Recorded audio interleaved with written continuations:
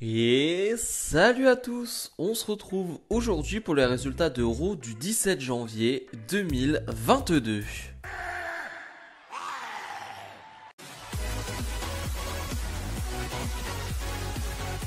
Et on ouvre le show avec la championne de Raw, Becky Lynch. Becky Lynch qui va nous expliquer que le roster féminin de la WWE en 2022, c'est un truc de fou. Parce que tout le monde veut le titre de Becky Lynch et tout le monde est présent, même des superstars des anciennes générations. Elle va parler bien évidemment de Lita, des Bella Twins et de Mickie James qui seront présentes lors du Royal Rumble. Et voilà, elle nous dit tout simplement, bon, elle peut faire tout ce qu'elle veut, hein, ça ne changera rien, la championne restera Becky Lynch. Et elle nous parle de ce qui s'est passé la semaine dernière où finalement elle a donné la victoire à Doudrop et Doudrop est donc sa challengeuse numéro 1 au titre. Elle va nous dire, c'est ce qu'elle fait Becky Lynch en fait. Elle donne les opportunités. C'est pas les autres qui gagnent les opportunités, c'est elle qui donne les opportunités et c'est ensuite elle qui gagne les matchs. Donc voilà, c'est ce qu'elle nous raconte. C'est pas la promo de l'année. Finalement, on va avoir un enchaînement de promos assez moyenne, il faut être honnête, entre Doudrop qui va arriver. Hein, c'est pas vraiment son point fort, Doudrop le micro. Bianca Belair, c'est sympathique. Et Liv Morgan, c'est sans plus finalement. Bianca Belair et Liv Morgan nous annonce qu'elles entrent officiellement dans le Royal Rumble. Il n'y avait pas vraiment de suspense, on s'en doutait. Et donc, bref, on va enchaîner sur ce match. Mais clairement, les promos de début de show, c'était pas très fou. On enchaîne donc avec Becky Lynch et Doudrop face à Liv Morgan et Bianca Belair. Et là, c'est la grosse déception parce que finalement, on va avoir un match très court qui part plutôt bien. Je veux dire, il n'y a pas de temps mort. On a direct un gros hot tag de Liv Morgan. Je me dis, c'est cool. Franchement, ça part bien. Ça annonce vraiment du lourd. Et finalement, au bout de quoi, 1-2 minutes 3 minutes, je ne sais pas exactement, mais c'est vraiment très court. Et Doudrop va finalement s'en prendre à Becky Lynch. Et même en s'en prenant à Becky Lynch, c'est-à-dire qu'elle s'en prend à Becky Lynch, mais elle va s'en prendre à Liv Morgan aussi. Finalement, Doudrop va faire le tomber sur Liv Morgan et gagner ce combat, ce qui fait que Liv Morgan perd le combat en 2-3 minutes. On avait parlé de la défaite de Liv Morgan la semaine dernière. Là, ça fait une deuxième d'affilée. Clairement, Liv Morgan ne fait plus partie pour moi des prétendantes au Royal Rumble. Voilà, clairement, Liv Morgan pour moi c'est mort. Le Royal Rumble c'est fini. Je pensais qu'elle pouvait encore gagner le Rumble. Pour moi c'est mort. Tu fais 2 défaites d'affilée comme ça. Je n'y crois absolument plus. Pour moi c'est fini, Liv Morgan. Désolé de le dire comme ça, mais c'est fini. En tout cas, dans le main event féminin, pour moi c'est terminé. Et c'est cool pour Doudrop, ça fait une grosse victoire. Par contre, ça c'est clair. Pour Doudrop, c'est une belle mise en avant, c'est parfait. Par contre, on aurait pu quand même nous donner un match plus compétitif. Même Bianca Belair qui finalement au bout de 2 minutes est KO. Bref, je trouve ça pas terrible. Je trouve pas ça pas terrible et pas très bien réalisé. Kevin Owens show avec pour invité son meilleur ami, comme il l'appelle, Seth Rollins.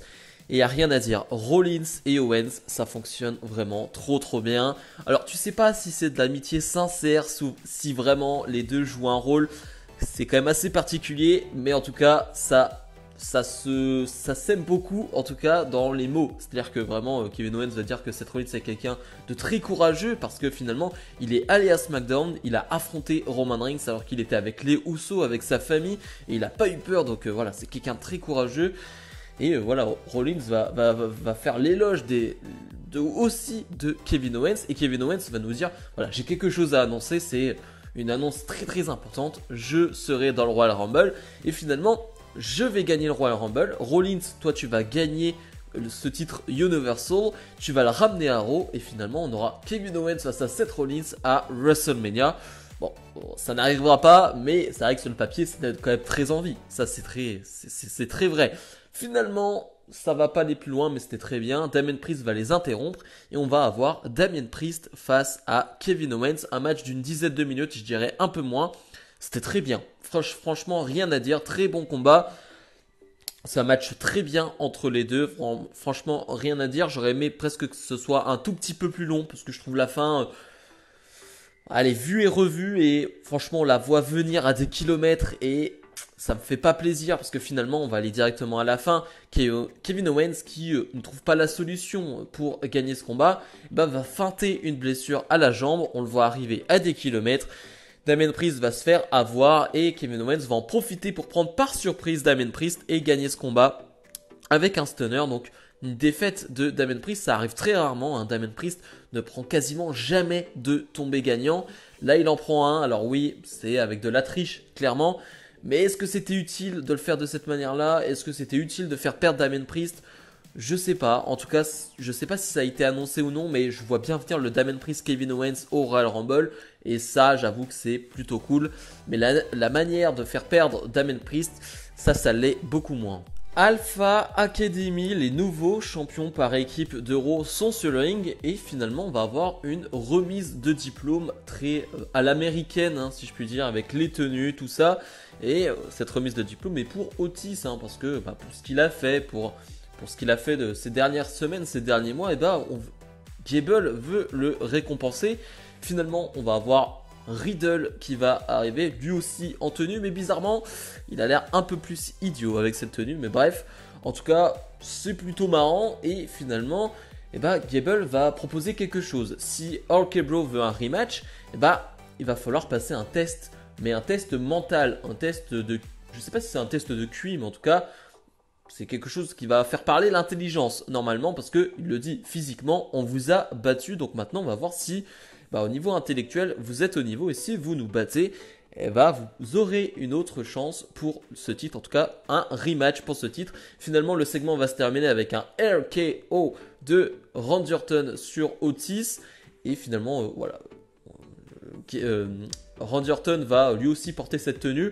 C'est particulier aussi, et Orton va accepter du coup ce challenge. Je sais pas si ça aura lieu quand, mais en tout cas, voilà, c'était marrant. C'était plutôt marrant. Tout le segment, toute la promo de Riddle, ça a bien fait réagir le public, et c'est le plus important. Nikki ASH est censé affronter Rhea Ripley, mais finalement on va avoir une promo de Queen Zelina et de Carmella qui va empêcher tout cela, c'est-à-dire que Nikki ASH va en profiter pour attaquer Rhea Ripley avant que le combat commence, et donc Rhea Ripley ne va pas être apte et le combat ne va jamais commencer.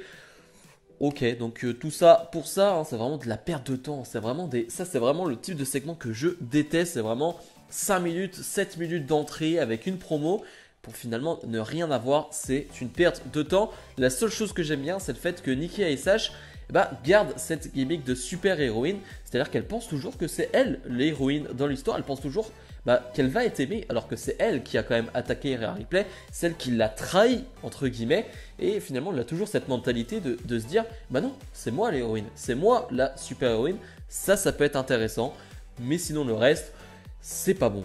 Omos fait face à Reggie. J'attendais un peu ce combat pour voir ce que ça pouvait donner. Un Reggie qui voltige un peu partout et un Omos qui allait détruire Reggie, on le savait. Finalement, rien du tout. Reggie ne va rien faire. Omos va porter une prise très peu impressionnante en plus. Je veux dire, c'est pas quelque chose qui est très marquant. Et finalement, Omos va remporter ce combat.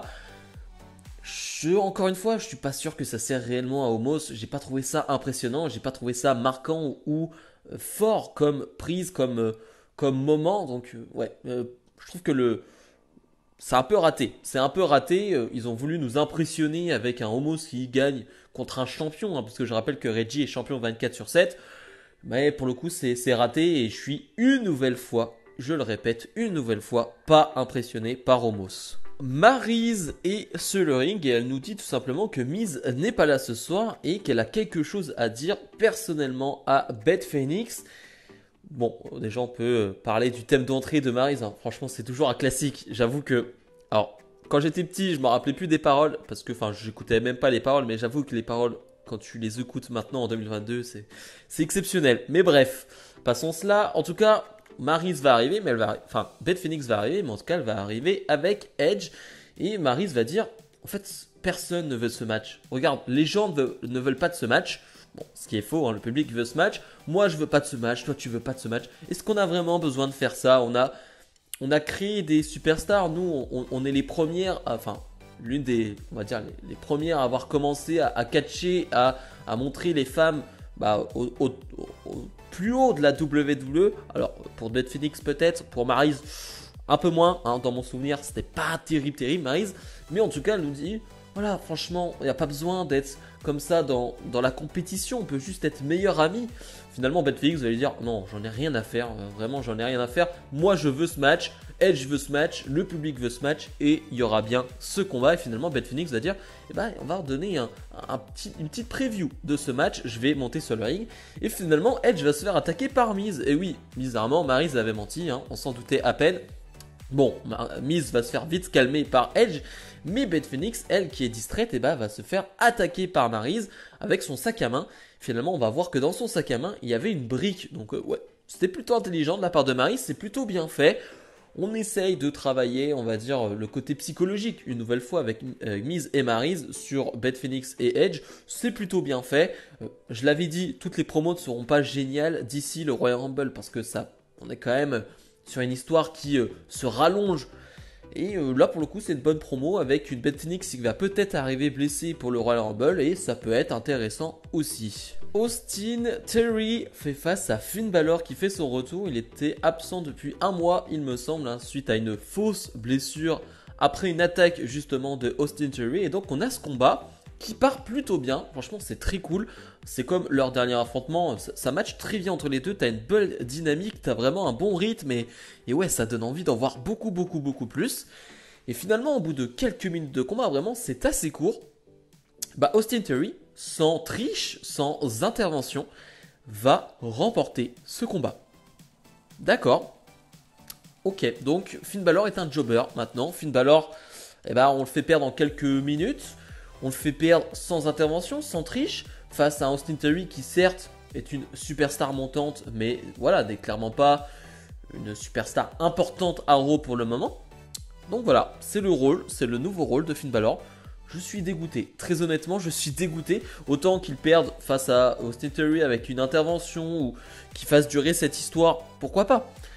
Mais là le faire perdre comme ça, je suis dégoûté, je comprends pas l'intérêt, je comprends pas où ils veulent aller. Enfin, si, je comprends où ils veulent aller, ils veulent rien faire de Finn Balor.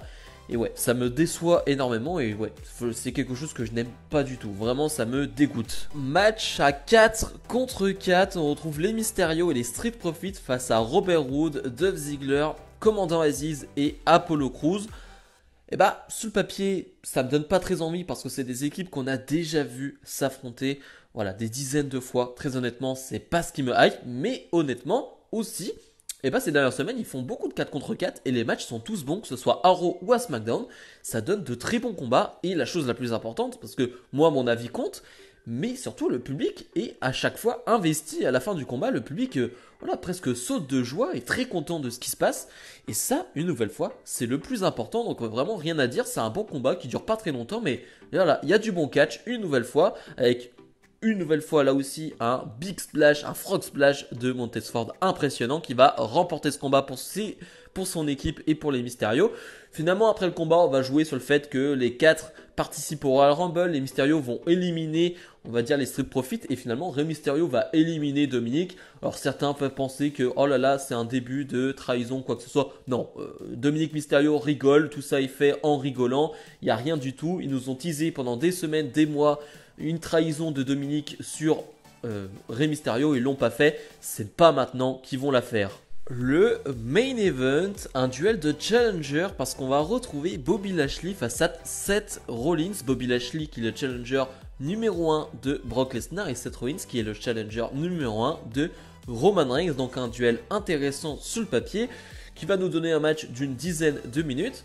Et je vais dire une chose positive, déjà le match est bon. Franchement il n'y a rien à dire, c'est du bon catch. Comme on pouvait s'en douter, il n'y a rien à dire en termes de catch, c'est bon. Le rythme est particulier, mais aussi parce que tu as 2 heels, et finalement c'est Bobby Lashley qui joue le face. Donc c'est un peu bizarre dans cette histoire, parce que c'est Rollins qui va être en domination, qui va porter des soumissions sur Lashley, et Lashley va essayer de jouer le babyface, qui veut s'en sortir, qui veut revenir dans le combat. Ça prend vite fait avec le public, c'est particulier comme situation. Et là parlons des choses négatives, parce qu'il y en a beaucoup, selon moi, bien évidemment ce n'est que mon avis. Quelle idée d'avoir fait ce combat. C'est stupide. C'est stupide de faire un match entre 2 challengers numéro 1. C'est stupide parce que tu ne peux pas faire un finish clean. Tu ne peux pas faire un beau finish, parce que dans tous les cas, ça mettra dans la merde, désolé du terme, l'un des 2 challengers. Donc, comme je m'en doutais, on va avoir une disqualification, parce que le Hurt Business, en tout cas ce qui reste du Hurt Business, hein, c'est-à-dire que Cedric Alexander et Shelton Benjamin vont s'en prendre à Bobby Lashley, donc disqualification. Et je le savais, c'est pour ça que j'étais pas hyper investi dans ce combat parce que je savais qu'il allait avoir une disqualification. C'était couru d'avance et c'est une bêtise sans nom. Après, ce qui se passe ensuite est cool. Bobby Lashley qui revient, qui arrive à se battre contre les deux, qui porte un gros spear contre la barricade. Ça c'est fun. Les Usos qui viennent s'en prendre à Seth Rollins, qui se vengent de ce qui s'est passé à SmackDown. Ça c'est très cool. Ça c'est de la continuation dans les histoires. Ça c'est très fun, il n'y a rien à dire. Mais le match en soi, avoir eu l'idée d'avoir eu le match, puis cette disqualification, c'était bête. C'était vraiment très très bête et ça m'a énervé. Ça m'a vraiment saoulé. Bilan de ce Raw. Alors, je vais parler vite fait. Il y a eu un petit segment une nouvelle fois avec Alexa Bliss chez un psy. Bon, pas grand chose à dire. C'est très court et on voit juste qu'elle va évoluer. Bien évidemment, on le sent venir et voilà, cette gimmick va peut-être s'en aller petit à petit. Mais sinon, pour parler particulièrement de ce Raw, c'était compliqué. C'était très compliqué. C'est un des plus mauvais Raw de ces dernières semaines, derniers mois, je trouve. Parce que le booking est désastreux. Je trouve le booking catastrophique. Les matchs en soi sont pas mauvais. C'est juste qu'ils sont courts. C'est juste qu'ils sont raccourcis. Qu'ils sont mal faits. Mal bookés entre les mauvaises superstars. Ce qui donne des choses qui n'ont aucun sens. Comme ce main event, comme je l'ai dit. Comme Doudrop qui gagne en 3 minutes. Bref, comme Finn Balor qui perd en 3 minutes. Enfin en quelques minutes face à Austin Theory. Tout ça, ça ne va pas. Bien évidemment, ce n'est que mon avis. Mais je trouve que ça ne va pas. J'ai pas apprécié ce Raw. Vraiment, j'ai pas pris beaucoup de plaisir devant ce Raw parce qu'à chaque fois, il y avait quelque chose qui m'énervait à l'écran et ouais, je trouve ça vraiment très triste. Si je dois donner une note, on serait sur un 3, 3,5 sur 10. Ouais, je pense que c'est une des pires notes de ces derniers mois, mais ouais, j'ai pas pris de plaisir. J'ai vraiment pas pris de plaisir devant ce Raw. Bref, comme d'habitude, n'hésitez pas à mettre le petit pouce bleu, même si ce Raw m'a déçu, bah soyez sympathique, mettez ce petit pouce bleu, à commenter, hein, n'hésitez pas à commenter comme d'habitude. Et nous on se retrouve dès demain pour ma review de NXT 2.0. Salut salut.